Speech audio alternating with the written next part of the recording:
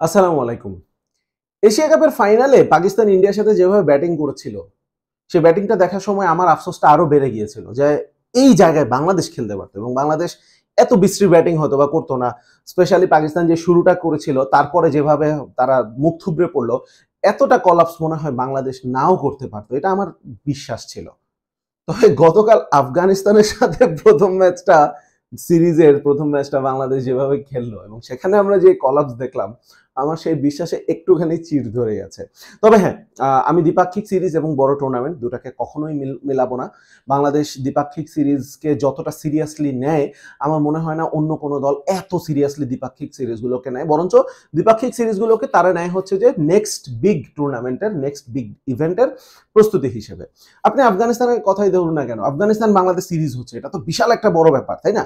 কিন্তু ফজল হক ফারুকী নাই, মুজিব নাই, গজনফার নাই, তারা কিন্তু ওই ফরিদ আহমেদ, তারপর হচ্ছে শারাফুদ্দিন, এদেরকে নিয়ে কিন্তু বোলিংটা সাজাচ্ছে।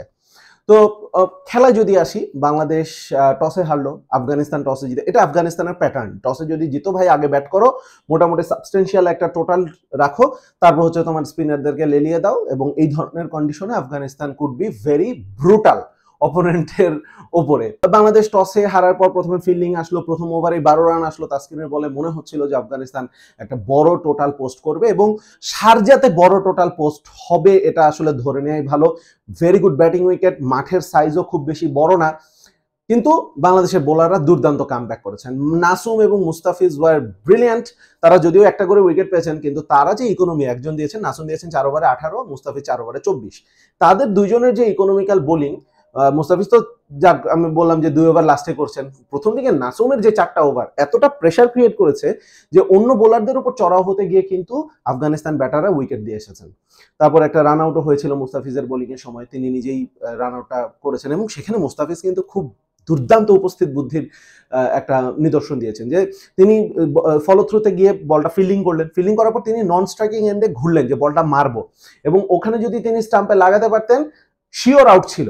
কিন্তু তিনি খেয়াল করলেন যে দুজন ব্যাটারি মোটামুটি নন স্ট্রাইকিং এন্ডের দিকে চলে গেছে, আর নন স্ট্রাইকিং এন্ডে ওই পাশে কোনো ব্যাকআপ ফিল্ডার নেই। তিনি কি করলেন, প্রায় 80% মোশন নিয়ে ফেলেছেন থ্রো করে, সেইখান থেকে রিভার্স করে উইকেট কিপারের দিকে বলটা মারলেন এবং একটা কনফার্মড রান আউটের সূচনা করলেন। মুস্তাফিজুর রহমান লাস্ট 1-1.5 বছরে বোলিং এ তো হি হ্যাজ বিন ব্রিলিয়ান্ট, এবং কালকে তিনি ফিল্ডিং এ এটা যেটা করলেন, মানে তিনি কিন্তু এখন দেখাচ্ছেন যে তার যে অভিজ্ঞতা হয়েছে, তার যে এখন যে তিনি ব্রেইনটা খাটাতে পারেন, সেই জিনিসটা কিন্তু দেখিয়েছেন। ব্রেইন থেকে যদি বলি, ওই ব্রেইনটা কেন জানি ব্যাটারদের ক্ষেত্রে আমরা আসলে এই কথাটা বলতে পারছি না। 151 রানের একটা পুঁজি ছিল আফগানিস্তানের, যেটাকে আপনি আফগানিস্তানের বোলিং এর সাথে চিন্তা করে হয়তো বলতে পারেন যে হ্যাঁ কম্পিটিটিভ, কিন্তু আমি বলবো শারজাতে 151 রান কোনো রানই না। এবং তামিম এবং ইমন যেভাবে আসলে ওপেনিংটা করেছেন, 109 রানের ওপেনিং পার্টনারশিপ 10-11 ওভারের মধ্যে, এরপরে 152 রান করতে করতে 6টা উইকেট চলে যাবে, একটা পর্যায়ে মনে হচ্ছে যে ম্যাচটাও তারা হেরে যেতে পারে ব্যাটিং টিম। এটা মনে হয় বাংলাদেশের ক্ষেত্রেই সম্ভব। এই জায়গাটাতে আমার কাছে মনে হয় যে বাংলাদেশের ব্যাটাররা একটা, ওই যে কমেন্টেটররাও বারবার বলছিলেন যে দে প্রেসড দ্য প্যানিক বাটন, এই প্যানিক বাটনটাই তারা প্রেস করেছেন। আমি জানি না প্যানিক বাটনটা কেন তারা প্রেস করেছেন 109 রানের ওপেনিং পার্টনারশিপ হওয়ার পরেও, ঢের ওভার বাকি। রশিদ খান ভাই, ইয়েস হি বোল্ড ব্রিলিয়েন্টলি, কিন্তু যেভাবে আসলে বাংলাদেশের ব্যাটাররা আউট হয়ে এসেছেন রশিদ এবং নূরকে, তাদের 8 ওভারে 39 রানে 5 উইকেট তারা তুলে নিয়েছেন, এতটা কি আনপ্লেয়েবল তারা বোলিং করেছেন, আমার তো ভাই সেটা মনে হয় না। সবাই সোহানের ফিনিশিং নিয়ে খুব লাফালাফি করছে, নূর হাসান সোহান দুর্দান্ত ফিনিশিং করেছেন, আমি সেই বিষয়ে কোনো দ্বিমত পোষণ করছি না।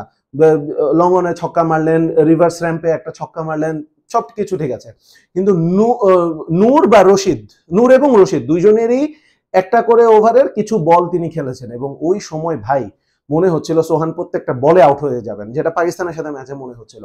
তো নুরুল হাসান সোহান, তাকে আমার মনে হয় যে একটু ব্যাটিংটা নিয়ে হয়তো বা আর একটু কাজ করা প্রয়োজন, একটু শর্ট, দুর্দান্ত কিছু শট তিনি খেলেন, এটা যেমন ঠিক আছে, কিন্তু তিনি অনেক বেশি নড়বড়ে মনে হয় প্রথম দিকে কোয়ালিটি বোলিং এর সামনে। তো এটা নিয়ে আমার মনে হয় যে নিঃসন্দেহে ব্যাটিং কোচরা কাজ করতে চাইবেন। এবার আসি 11-এর দিকে। বাংলাদেশ যদি দেখি, নুরুল হাসান সোহান, জাকের এবং শামীম, 3জন ফিনিশার নিয়ে বাংলাদেশ খেলছে, মিডল অর্ডার ফাঁকা, মিডল অর্ডারে কেউ নাই। এরপরে কি হলো, জাকের আলীকে 4 নম্বরে ব্যাট করতে হলো, মানে what a joke, Zaker Ali 4 নম্বর ব্যাটার, সিরিয়াসলি। এখন এটাকে আপনি জোক নাও বলতে পারেন, কারণ বাংলাদেশ তো শেখ মেহেদীকেও 4-5-এ খেলাইছে। সো শেখ মেহেদীকে যেই টিম ম্যানেজমেন্ট 4-5-এর ব্যাটার বলে মনে করতে পারে, সেখানে জাকের আলী তো মানে সেই তুলনায় একদম ডন ব্র্যাডম্যান হয়ে যেতে পারেন। যাই হোক, জোকস অ্যাপার্ট। সো বাংলাদেশের ব্যাটিং এর এই জায়গাটা নিয়ে কিন্তু কাজ করার একটা বড় জায়গা রয়েছে। এবার আমি বলি যে বাংলাদেশ যদি বড় টুর্নামেন্টে গতকালকের মতো একটা সিচুয়েশনে পড়তো, বাংলাদেশ ম্যাচটা হেরে যেত। কেন ম্যাচটা হেরে যেত? কারণ বড় টুর্নামেন্টে বাংলাদেশ কোনো ব্রিদিং স্পেস পেত না। এখানে বাংলাদেশ ব্রিদিং স্পেস পেয়েছে। নূর আহমেদ এবং রশিদ খান, তাদের 8 ওভারে 39 রান 5 উইকেট, কিন্তু তাদের সবগুলো ওভারে কিন্তু ওই 14-15 ওভারের মধ্যেই শেষ হয়ে গিয়েছে। তাহলে বাংলাদেশ কিন্তু শেষে 5টা ওভার পেয়েছে, যেখানে 35 রান তাদের প্রয়োজন ছিল। সম্ভবত ওখানে একটা ওভার নূর করেছেন, আমার এক্স্যাক্টলি মনে পড়ছে না, কিন্তু তারপর মোটামুটি সর্বোচ্চ 16 ওভারের মধ্যে তাদের সমস্ত ওভার কিন্তু শেষ। সুতরাং বাংলাদেশ কিন্তু জানে যে এরপরে they will have some bowlers যাদেরকে তারা টার্গেট করতে পারবেন। ফরিদ রয়েছেন, শারাফুদ্দিন রয়েছেন, ওমার জাই রয়েছেন। ওমার জাই মেইন টিমে সবসময় খেলবেন, সেটা তাকে যদি বাদও দিই আমরা। ফরিদকে কিন্তু বাংলাদেশ পাইতো না বড় টুর্নামেন্টে। বড় টুর্নামেন্টে কিন্তু ওইখানে হয়তো ফারুকি বল করতো, অথবা নাভিনুল হক বল করতো, অথবা ওই গাজানফার অথবা মুজিব বল করতো যদি শারাফুদ্দিনের জায়গায় আসতো। গাজানফার এবং অথবা মুজিব যদি থাকতো, তারা কিন্তু হয়তো বা বোলিংটা শুরু করতো। তাহলে তারা যদি বোলিং শুরু করতো, তাহলে বা আমরা যে 109 রানের ওপেনিং পার্টনারশিপ কথা বলছি, তামিম ইমন এভাবে পার্টনারশিপ করতে পারতেন কিনা, সেটাও কিন্তু একটা প্রশ্নের জায়গা রয়েছে। এবং এই যে প্রশ্নের জায়গাটা রয়েছে, সেটাই কিন্তু আপনার উত্তর। কিসের উত্তর? ওই যে আমরা একটা প্রশ্ন করি না যে দ্বিপাক্ষিক সিরিজে এত ভালো খেলে বড় ইভেন্টে কি হয়ে যায় তানজিদ হাসান তামিমের, এই জিনিসটাই। দ্বিপাক্ষিক সিরিজে হয়তো একটা দুটো কোয়ালিটি বোলারের পর, হ্যাঁ আমি ইন্টারন্যাশনালে 5 জনই বেস্ট বোলার, 5 জনই ভালো বোলার, সেটা যেমন ঠিক আছে, কিন্তু তারপরেও দ্বিপাক্ষিক সিরিজগুলোতে কিন্তু আমরা দেখেছি টিমগুলো একটুখানি সেকেন্ড চয়েস, থার্ড চয়েসের দিকে যায়, to keep the first choices fit, to keep the first choices available for the next big event. Next big event ফেব্রুয়ারিতেই আসছে টি-20 ওয়ার্ল্ড কাপ। সুতরাং প্রত্যেকটা ম্যাচ এখানে ইম্পর্টেন্ট। তো আমার কাছে মনে হয় যে এই জায়গাগুলো নিয়ে একটু কাজ করা প্রয়োজন, কারণ বিগ ইভেন্টে বাংলাদেশ কোনো ব্রিদিং স্পেস কিন্তু পাবে না। একটা ভালো দিক যেটা, এশিয়া কাপের মোটামুটি সেই স্কোয়াডটাই বাংলাদেশ এখানে খেলাচ্ছে, এবং আমি ব্যক্তিগতভাবে চাইবো, অনেকে বাইরে থেকে অনেক কথা কিন্তু অলরেডি হচ্ছে যে এরে বাদ দিয়ে ওরে দেন, ওরে বাদ দিয়ে এরে দেন। আমার কাছে মনে হয় যে এশিয়া কাপের ওই স্কোয়াডটাই মোরলেস হয়তো একটা দুটো চেঞ্জ হতে পারে, এটাই কিন্তু ওয়ার্ল্ড কাপের স্কোয়াড থাকা উচিত। কেন বলছি?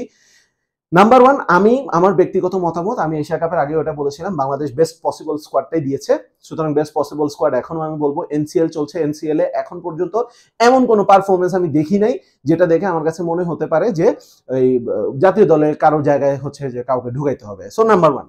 নাম্বার 2 হচ্ছে এই যখন লং টাইম ধরে তারা একসাথে খেলবে, তখনই কিন্তু সাফল্যের একটা যে একটা সম্ভাবনা, সেটা কিন্তু বাড়বে। তখন নিজেদের মধ্যে কেমিস্ট্রিটা আরো ভালো বিল্ড আপ হবে। লিটন কামব্যাক করবেন, হৃদয় যদিও একাদশে ছিলেন না, হৃদয়ের ফর্মে ফেরাটাও জরুরি। আমার মনে হয় হৃদয় কোনো একটা সেকেন্ড ম্যাচে হয়তোবা হৃদয় খেলবেন, অথবা আমি খুব অবাক তো হবই না, বরঞ্চ হয়তোবা একটু খুশি হব যদি হৃদয়কে ছাড়া বাকি 2 ম্যাচে সম্মুখেও যদি খেলান বা এরকম, তাহলে হবে কি ওই বাংলাদেশে ওই কোর স্কোয়াডটা সেম রেখেও একাদশে একটু ওলট পালট করে হয়তো কখনো সাইফুদ্দিন ঢুকবে, হ্যাঁ এভাবে করে একটু বাজিয়ে দেয়, কারণ এটা বাজিয়ে দেখাটাই আসলে উচিত। কারণ দ্বিপাক্ষিক সিরিজে ভাই জয় নিয়ে আমাকে যদি ব্যক্তিগতভাবে জিজ্ঞেস করেন, আমার ভাই দ্বিপাক্ষিক সিরিজে জয় আমার আর লাগবে না।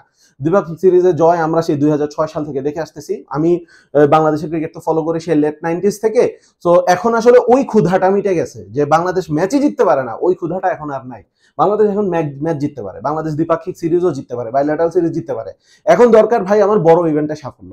বড় ইভেন্টে সাফল্যের জন্য আপনি যদি বেঞ্চকে পরখ করে দেখতে বা প্লেয়ার তৈরি করার জন্য যদি আপনি দ্বিপাক্ষিক সিরিজকে ইউজ করেন এবং সেখানে যদি আপনি ম্যাচ হেরে যান, সিরিজ হেরে যান, আমাকে যদি বলেন I don't give a dam about it.